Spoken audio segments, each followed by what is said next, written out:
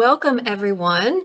Thank you for joining today's webinar, Rethinking Records, How Law Firms Can Transform Paper into Space, Security, and Savings.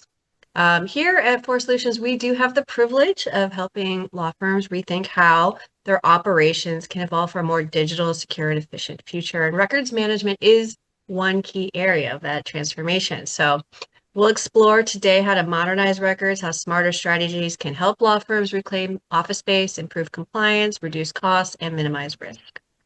And I'm thrilled to have two amazing subject matter experts with us today, Andrew Bikowski, VP of Legal Services, and Kaci Polk, VP of Operations and Information Governance.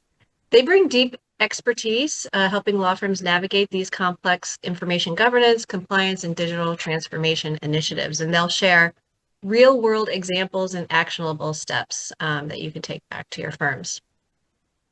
So I'm really looking forward to today's session. But before we do begin, and before I hand over the mic to Kaci and Andrew, I had just a few housekeeping notes. Everyone is in listen-only mode today, but we do encourage you, please enter questions in the chat box. We do have time reserved at the end for Q&A.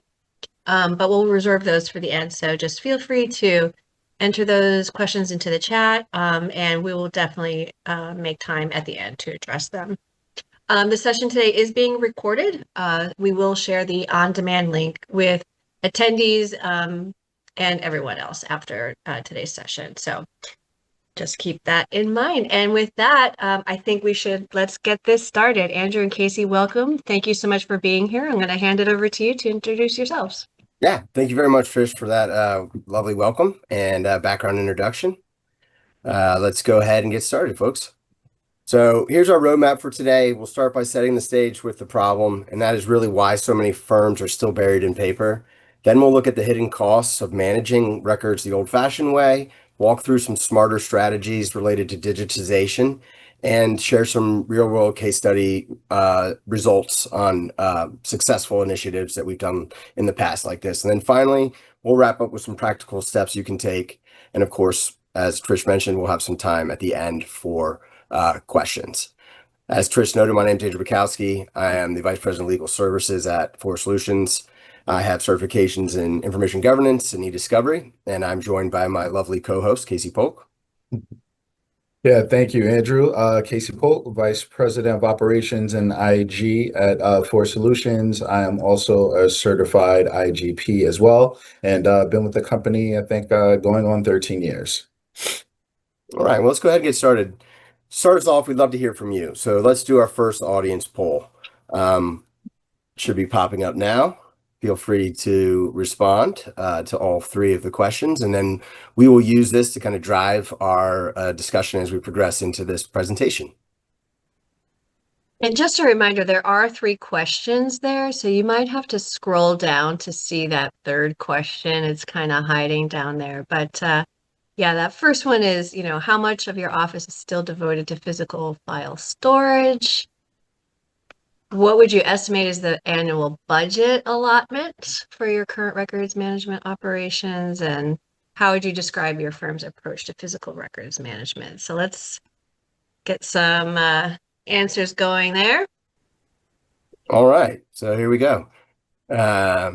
Looks like the majority of you estimate somewhere between 10 and 20% or less than 10%. That's pretty much in line with what we would expect for firms today.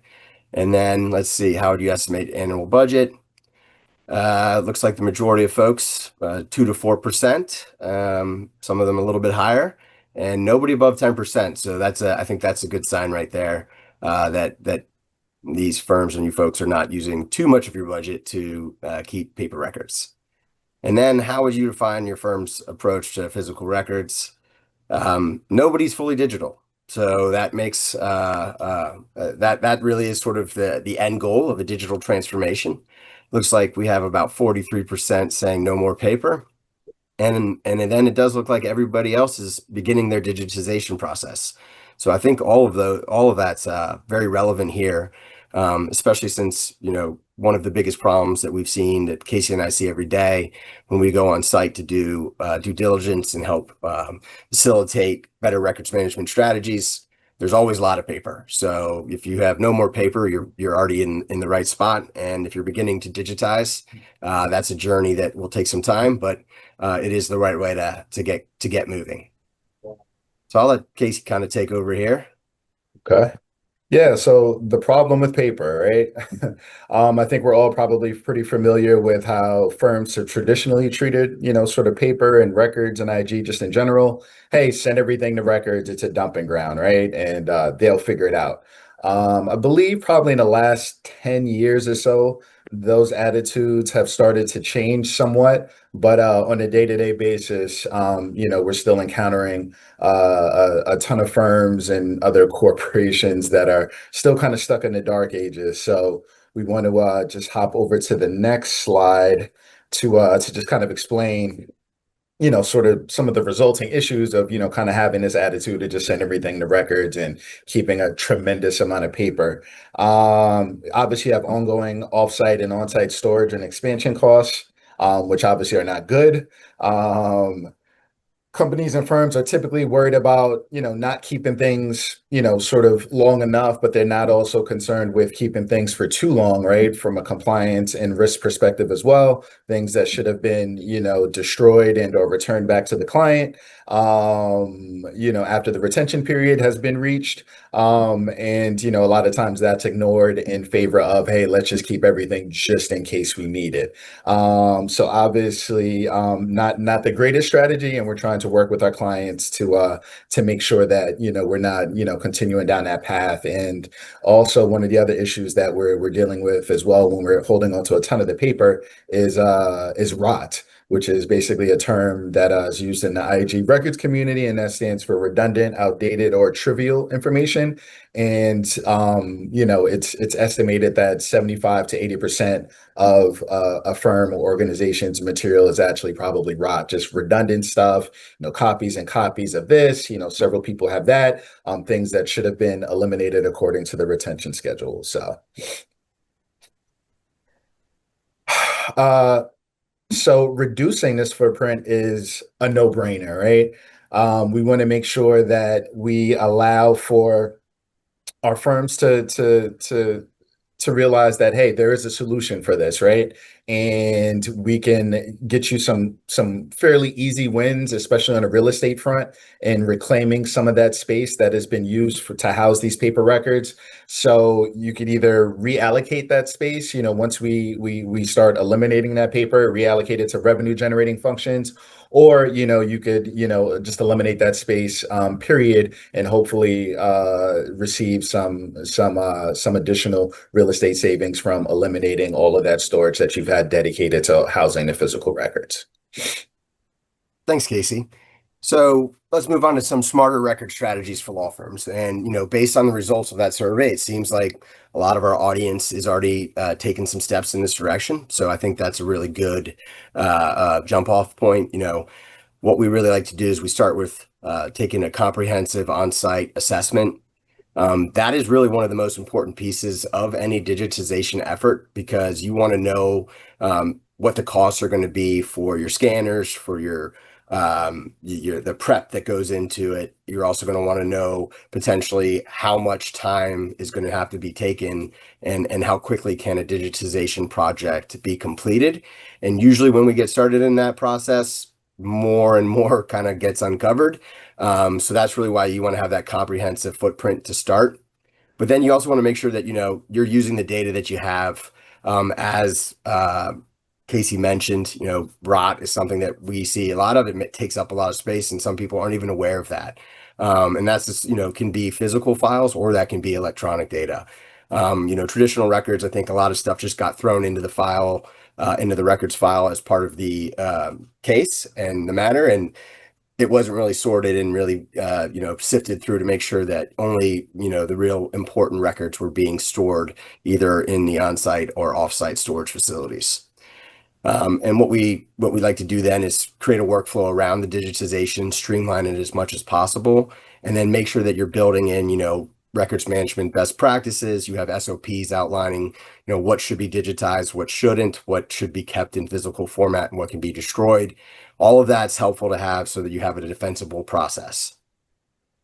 So how is it done? It's pretty simple, right? You start with discovering what needs to be digitized. You have to file prep, make sure that everything is ready to be scanned.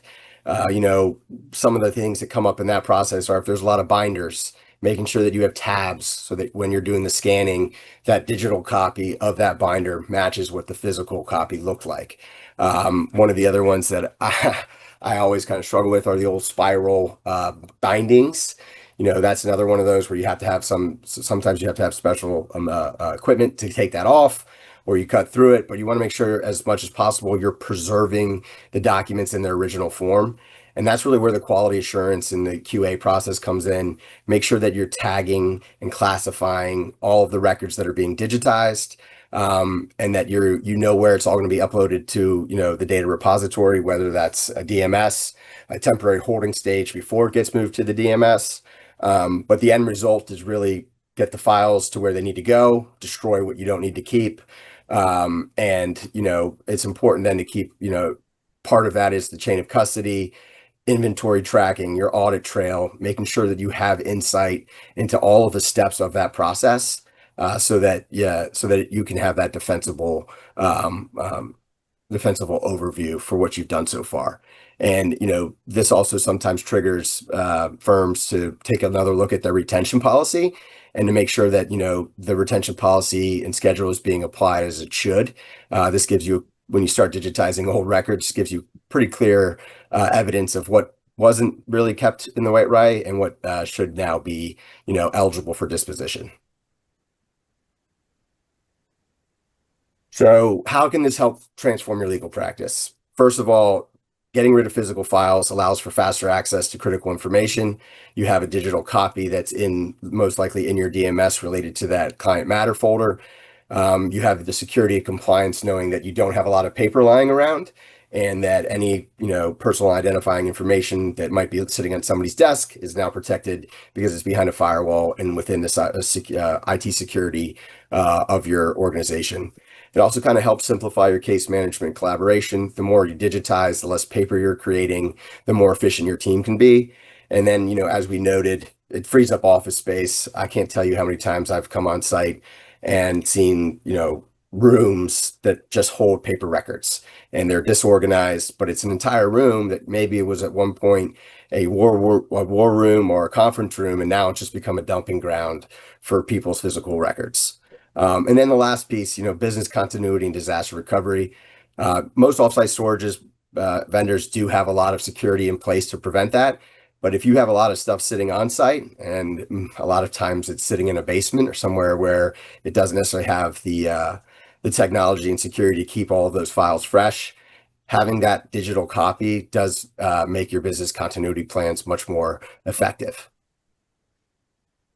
So as I said, you know, it really comes down to the big reason that firms really get into this digitization is because you have defensive destruction protocols. And that is really where you take best practices, you take your physical records, you put it into your DMS, your RMS if it's not already there, making sure that, you know, your retention schedule is being applied properly and the disposition workflows are being followed. As I said, you know, enhanced security, having a digital copy just adds another level of safety and security, and it gives you that secure backups. And then, you know, part of this this journey that we've helped firms go down with the digitization process is it does involve a lot of cross-team collaboration on, is this record worth keeping? Do we need to keep a, you know, a signed copy of this document, or can the electronic copy serve as the record of truth?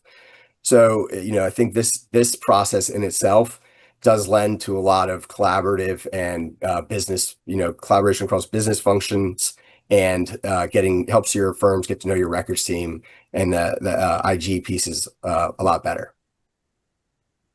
So yeah, Kaci, why don't you tell us why we should do this?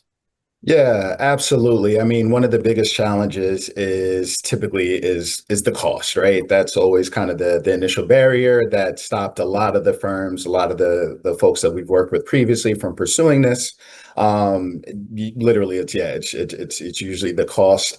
And then also there's an issue with staffing, right? Having the right folks to be able to perform these functions and to have the bandwidth to also do it as well. And another issue is also sort of space, right? So where are we going to do this? How are we going to get this performed? So what we like to do, or what we typically sit down with our clients and discuss initially is the cost. And we say, hey, we lay out sort of all of the parameters, what we're looking to scan, how much scanning it's going to take, the amount of folks, and we come up with pretty much a ROI calendar for them to say, hey, once we reach, and it's usually after 18 months, is that you'll start seeing that ROI as long as you're scanning and also eliminating your offsite storage footprint as well. We also recommend, if they don't have the employees on hand, to be able to perform these duties, we obviously do. This is what we do every day. We're experts in this field, so we are more than happy to be able to provide that assistance as far as getting this stuff off the ground. And we usually are a bit cheaper than the internal employees that would perform these functions as well. And then we also look at sort of the landscape of the client facility and operation. If we're able to utilize existing equipment, great, and we can save cash there. If not, then we can also help facilitate, obtaining the proper equipment of their desktop scanners to get this initiative off the ground. Thanks, Casey. And I think now's a good time to sort of pop up our second poll.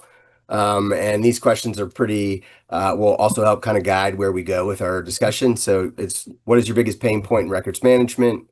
What do you see as the biggest barrier to going fully digital? And who do you think is at your firm to best drive that journey?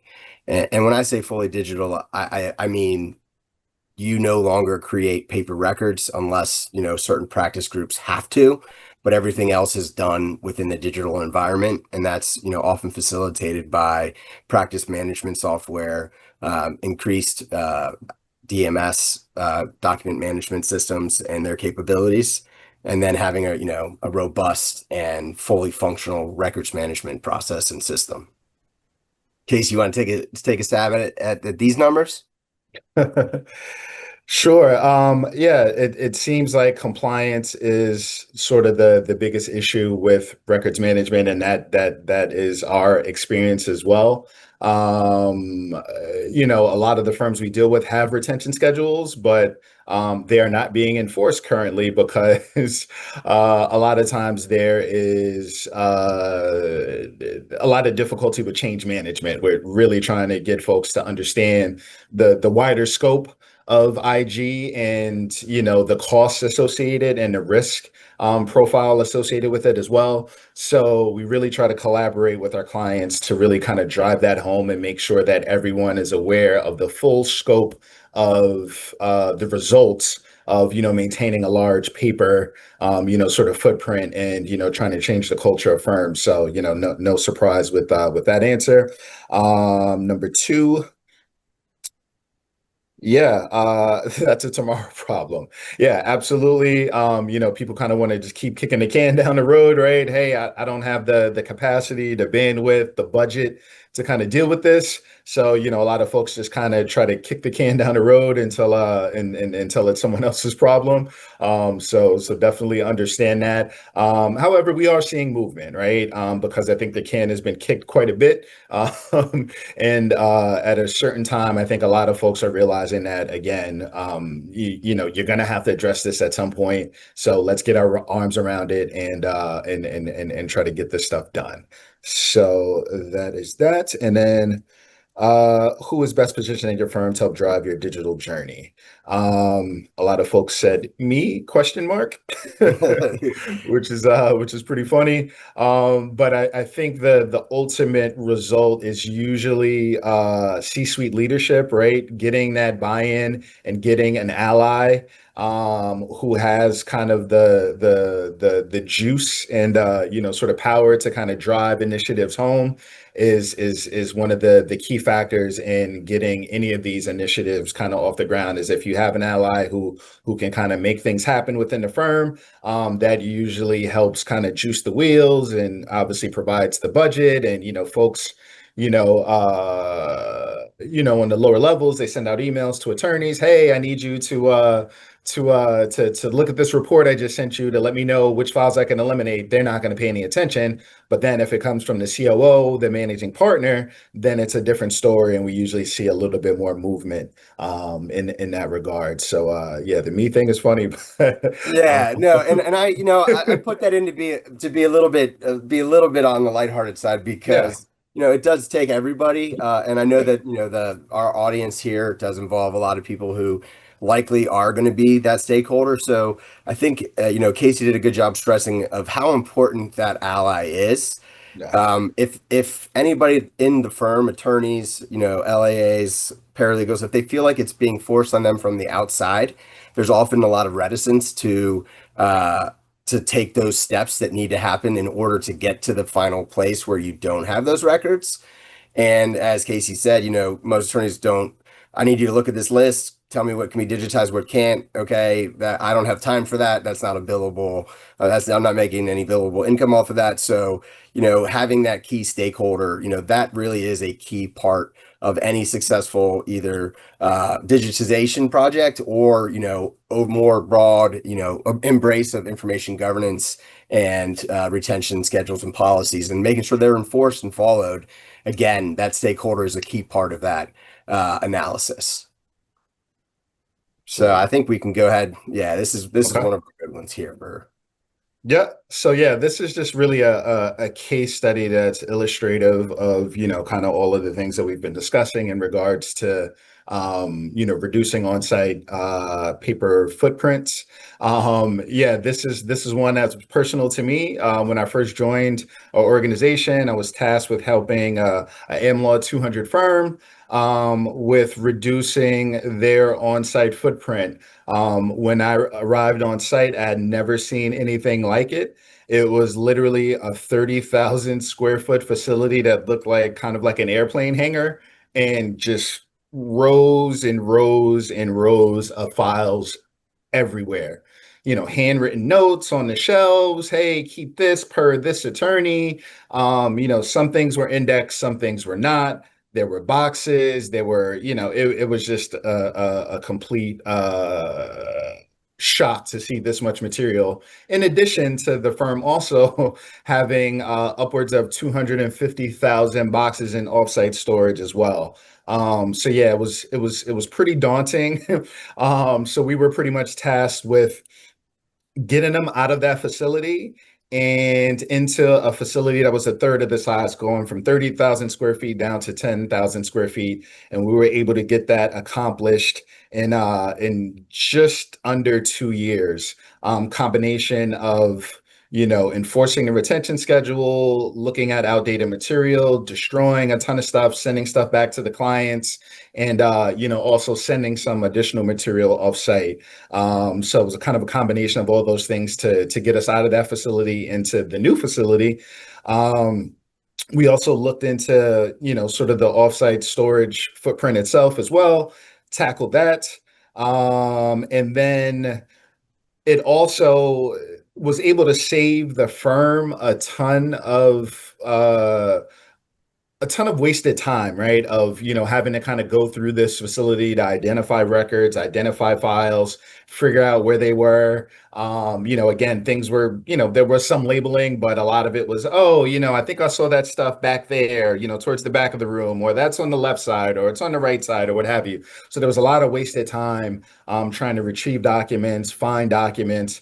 So we're able to, obviously mitigate that with, the reduction and getting into the new facility that was, labeled correctly. All the shelves and rows had, the client matter ranges on the outside. And then we were also able to reduce the amount of records associates that the firm was employing. I think we went from, it was around 17 to I think around 12 we were able to reduce a good amount of the headcount just because, again, we had reduced the amount of material that we were working with. So the firm was also to realize a lot of cost savings as well. On the real estate front, you can imagine the cost for a 30,000 square foot, sort of facility, insurance, utilities, all of the things associated with that, and then move into a facility that was a third of the size. So the firm was able to realize, significant cost savings from this initiative.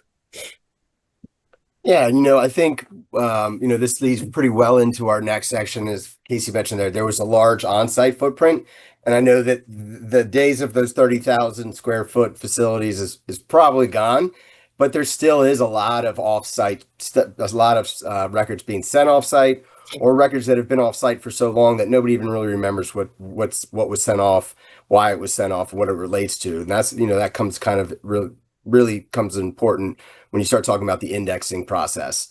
But most firms will assume that storage is like offsite storage is cheaper, it's a safer alternative. Well, the reality on that can be quite different because you lose control, your discovery can be slower, and vendor contracts. One of the things that we see a lot of is they hide extra fees. They hide retrieval, transportation, fuel surcharges.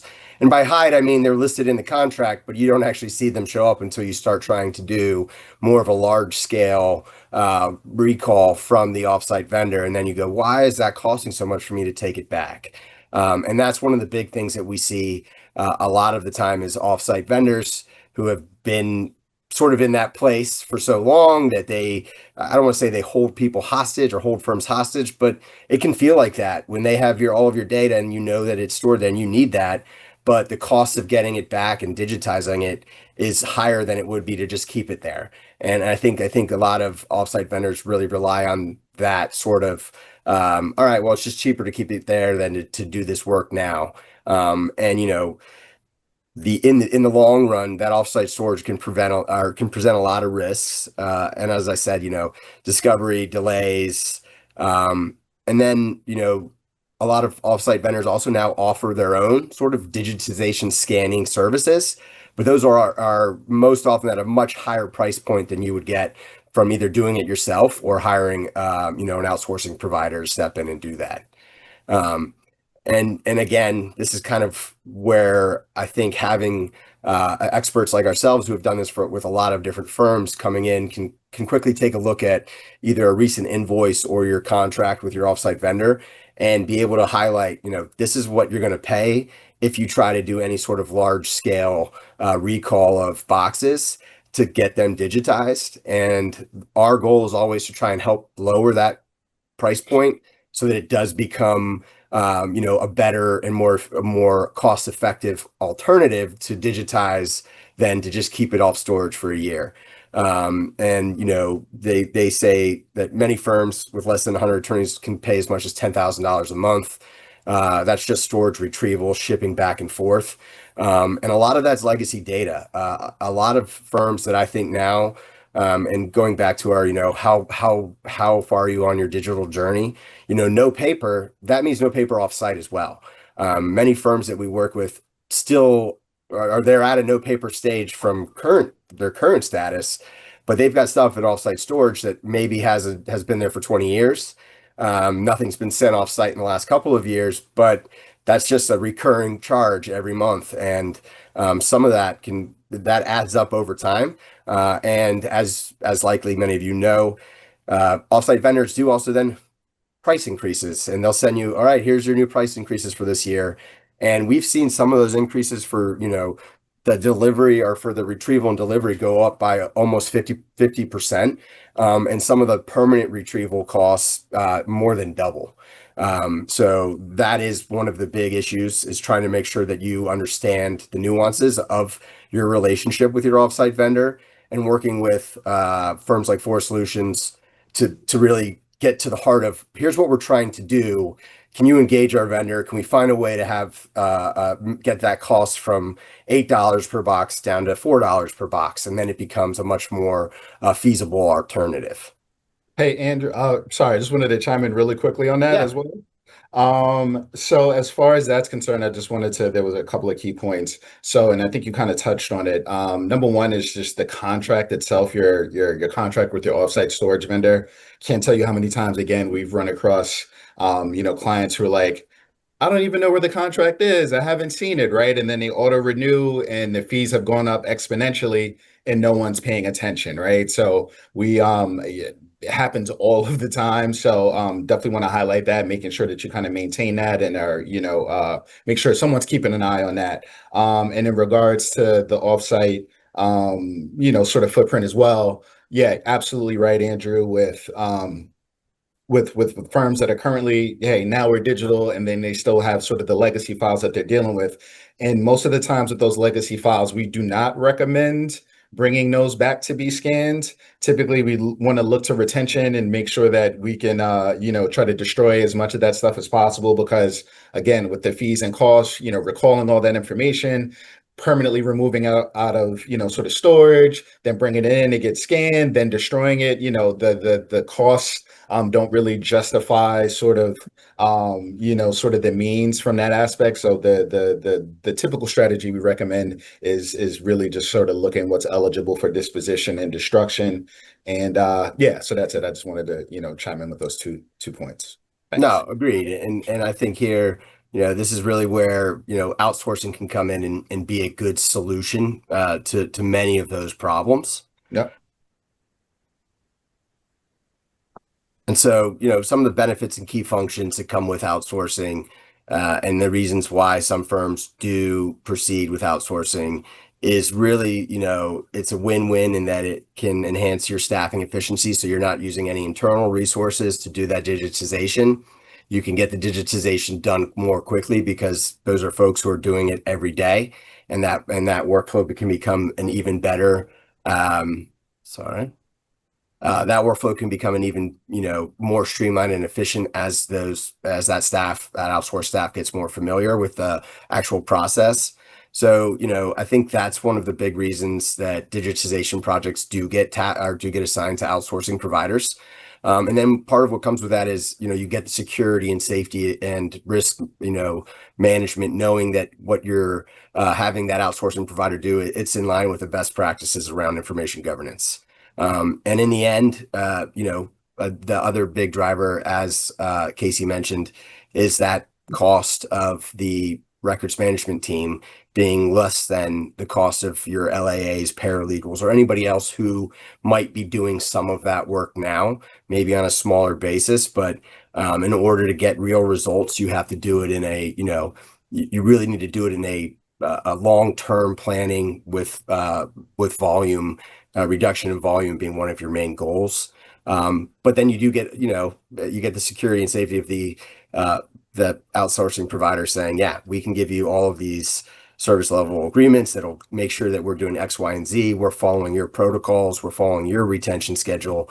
And if anything comes up with that, we have we've worked out a workflow or a process so that you can raise issues with us and our teams to make sure that, what's being done is in the end is in the best result or the best result for the firm. Sorry, I thought I turned off my Teams and it doesn't seem to be, still seems to be pinging. Okay, so I think for me, this is one of the heart of any successful digitization or revamp of even just a records management program is really doing some thorough due diligence. And this is where, Kaci and I really rely, on our IGPs and on our background in this area to be able to come in and get a full picture, get the full scope. So, you start with it. The starting point is, understanding what the current retention schedule is, whether there is one. If there's not, that's really where the starting point should begin. But you make sure that, everything that we're doing when we're coming in to take over either a records management team or a digitization project, the due diligence that goes into being able to train our teams so that they can be as efficient and effective as possible. And then coordinating to make sure that they aren't causing any business disruptions to your firm. And that there's nobody's getting in the way adding in extra hurdles to jump through. But we take a look at the floor maps, we take a look at all of the shelving structures. We have, specific calculations that go in to do the assessment. And then we begin with the inventory. And none of this is happening, super quick. It's happening as part of a more comprehensive plan and package. And again, with the on-site audits, that's where that stakeholder buy-in is very helpful, saying, hey, these people are coming on site, they're going to be walking around, they're going to be trying to see how they can help us reduce our physical footprint. Please give them the courtesy and respect that, that I'm telling you to. And some attorneys don't want you to come into their office. That's fine. We'll work around schedules. We'll find ways to be as little as minimally disruptive as possible. And then, the pricing proposal, that is also an important piece, because your due diligence leads to, all right, here's what it's going to cost if you want to do X. And that could be, the full service of pulling it in, pulling it back, digitizing it, destroying it, shredding it, all of that. Or, there can be parts of that process where the outsourcing provider can come in and take over some of the stuff, like building the index, QCing what's being QCing and quality assurance on what's being scanned, and making sure that any of the data that's being input in that index matches existing firm data structures. Yep. And then this is kind of, this is why we're having this conversation today, is because the goal is to get the most of your return on investment. And I know Kaci's familiar with a lot of these options up here, because he's his own personal experience as well. Yeah, we really wanted to just kind of lay this out. And as Andrew spoke, right, we do provide, different levels of service, right? Tactical versus strategic. I know, Andrew has accounts where he's kind of the person driving the strategy on IG, the same as myself. And then we also have some clients where we're pretty much kind of just tactical, right? We're providing the labor, the educated, experienced folks that then come in and then take the direction from the client. So we work either way. And then, we really wanted to also just kind of lay out a real world example of ROI and what this investment looks like from a scanning, sort of perspective and offsite storage reduction perspective. So we wanted to kind of lay that out so that you can, again, see a real world example. And the last piece I will, kind of bring up in regards to the scanning and digitization process that makes us a little bit different than some of our competitors and, an offsite storage vendor who do the same things as well. We only charge labor for our services, where most of competitors and and the offsite storage vendors go on a per page basis, and typically labor alone usually kind of wins out and winds up being a bit more cost effective. So that's something also I just wanted to kind of highlight, and something that folks need to just keep an eye out for when they're evaluating different proposals and strategies and so forth. That's something to keep an eye out for as well. So Yeah, and I think now be a good time. I don't know if Dylan or Trish, if any questions have come in, but we want to make sure that, to recap, paper records carry hidden costs, they carry real costs. Digitization can offer you a measurable return on investment. And it's important to know that, firms that modernize their records management and are on that digital journey and are pushing, they have the digital ambition to get to be, no more paper and then fully digital, that there are side benefits of recovering some of that space that was used. yeah, The and savings from not paying those monthly bills to your offsite storage, and the security of knowing that anything that was already protected behind your firewalls and your DMS, all the files that may have been floating around in the office now have that security applied to them as well. and it's Oh, I'm sorry. Yeah, and it's You it's just Jason. a necessity at this point, right? For today's kind of hybrid work environment.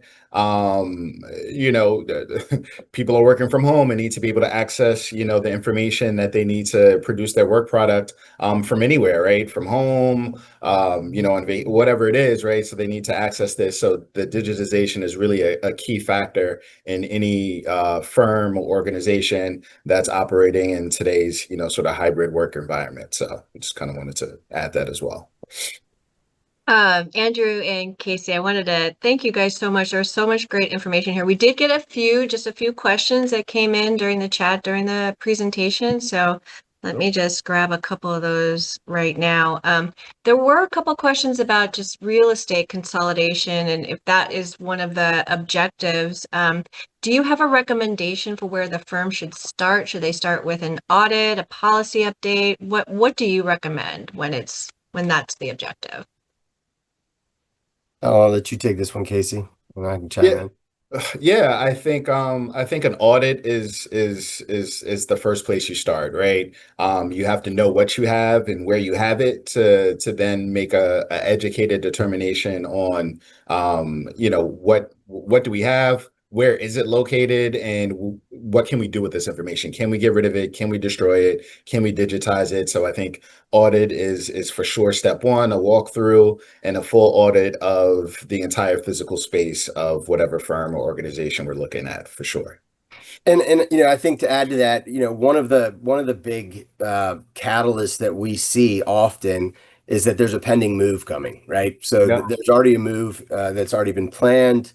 Your firm's moving to a new location. That new location, given how much of the how many workers are hybrid now, probably has less storage or less cubic storage area. So that can be a big catalyst as well, knowing that you're downsizing a bit in the space, in the amount of space that you have. And one of the often overlooked but last minute sort of you know uh, sprints is all right. Well, we've still got all these physical records at our old place. We don't have anywhere to put them now. You know, our records room went from 10,000 feet to 10,000 square feet to 2,000 square feet, and we've got two records associates, and they're also now part of our IG team, so they are dealing with the matter mobility. So how do we? What's the best way to go? Let's do the audit of what's there and only bring over what needs to come to the new space.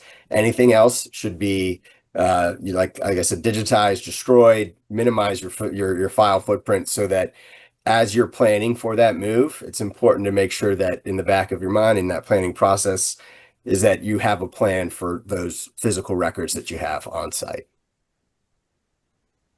Yeah, absolutely. Yeah, the moves can definitely get some business decisions made in an accelerated timeline. Now, you did mention there was another question about ROI, and you gave a typical range of 12 to 18 months. What factors influence, when firms can expect to see that return, like quicker or longer timeline? So the balancing act that we often help negotiate or help navigate for our clients is how quickly do you want this done, or how quickly does it need to be done, and that will determine the amount of resources that we would bring on to get it done within that time frame.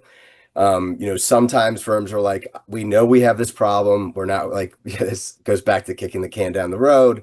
That's tomorrow's problem. We know we have this problem, but we don't have a lot of money or a lot of our budget set aside to deal with it.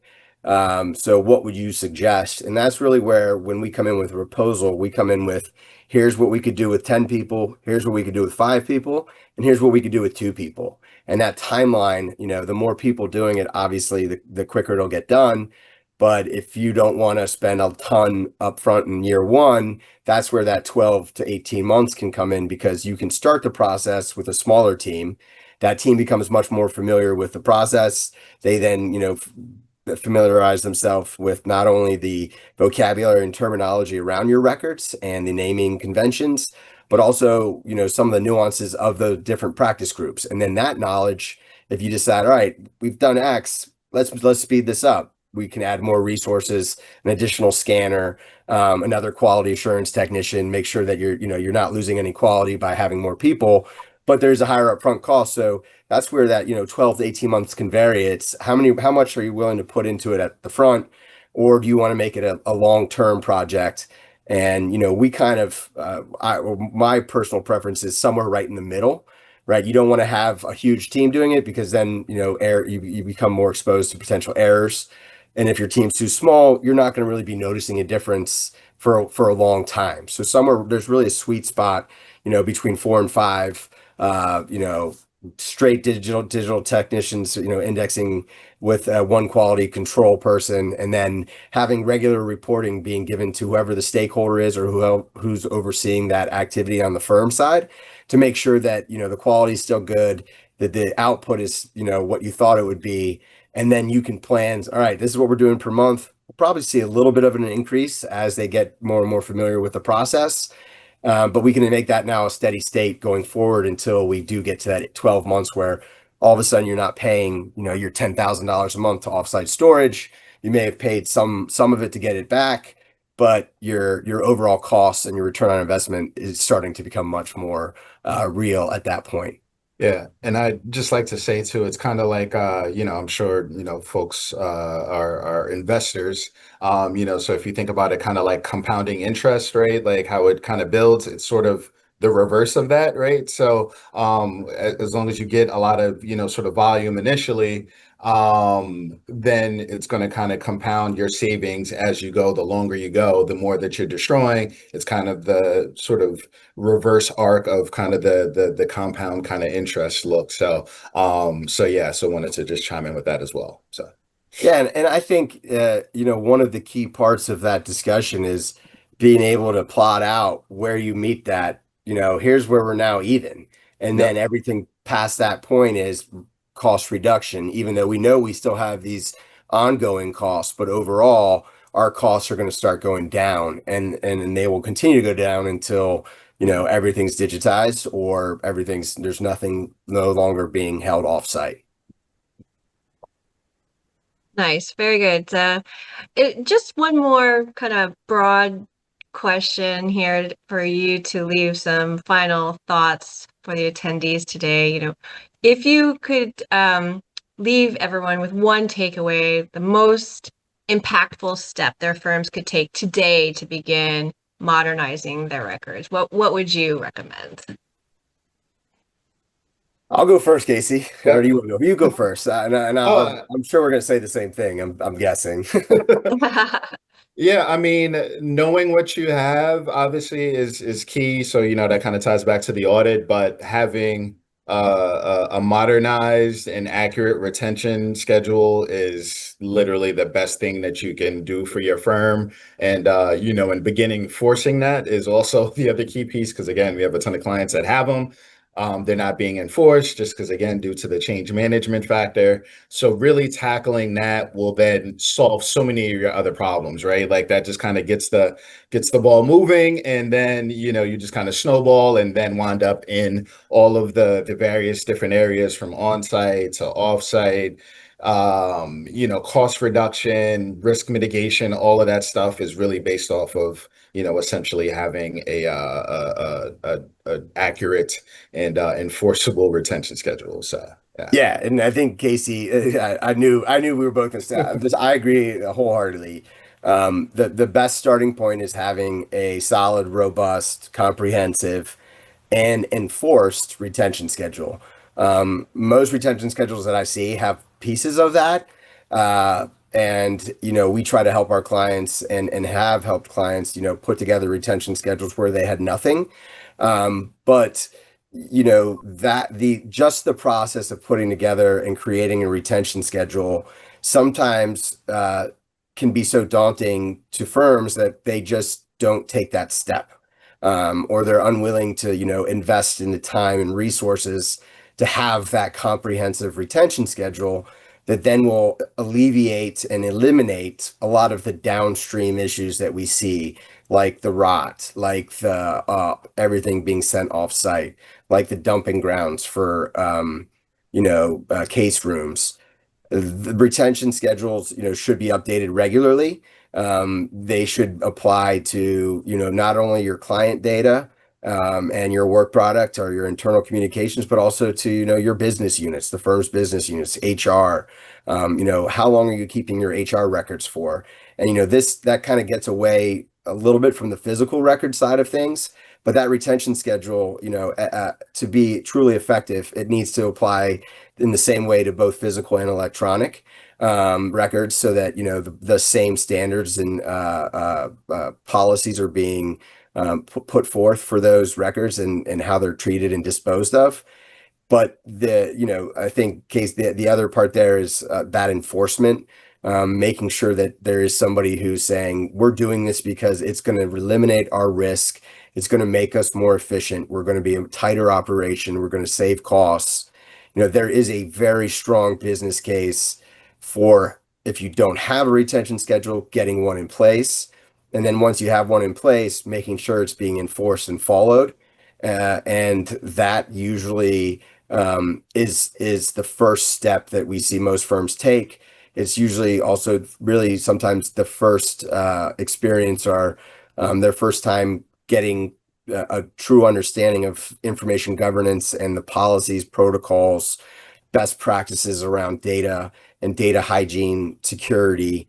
It really can be the springboard to taking a firm that's still kind of doing things the old-fashioned way. They have some client agreements that clients have, specific, requirements for how long their records are kept, but it's piecemeal. It's not comprehensive across the firm.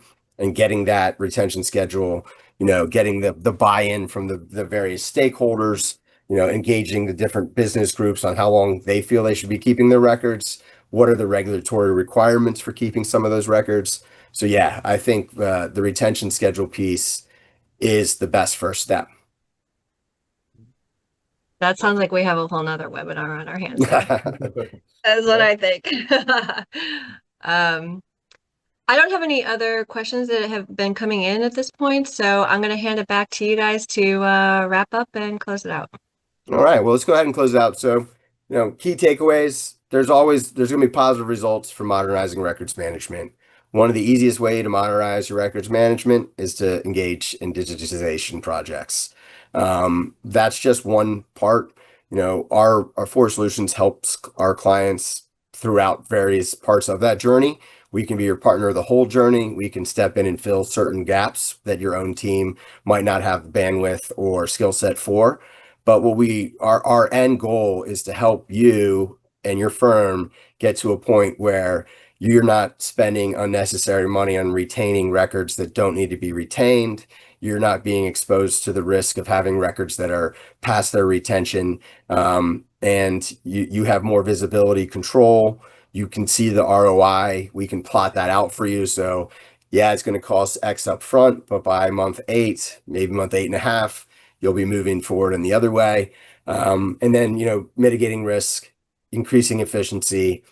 And then we haven't even really touched on it, but the AI component, and, a lot of the auto indexing that can be done now just based on the scanned images. There are more ways to make digitization more efficient. But it's important that that you have that stakeholder buy-in. You've got the experts giving you their input and feedback on the processes, and then putting the team that has the skills in place to drive a valuable outcome. And I'll let you close it out, Kaci, unless you have anything. Or yeah. Nah, couldn't have said it better myself. I think you hit most of the key points. So yeah, we thank everyone for attending and your time this afternoon, and look forward to our next one. Yeah. Thank you, everybody. Appreciate your time today.